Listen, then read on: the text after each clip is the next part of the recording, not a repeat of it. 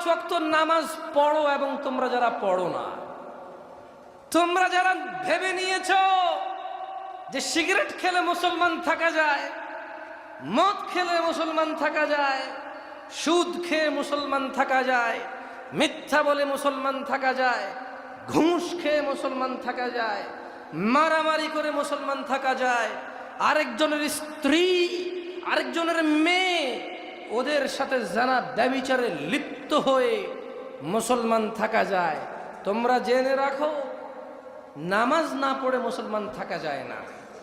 তোমরা জেনে রাখো, নামাজ না পড়ে মুসলমান থাকা যায় না।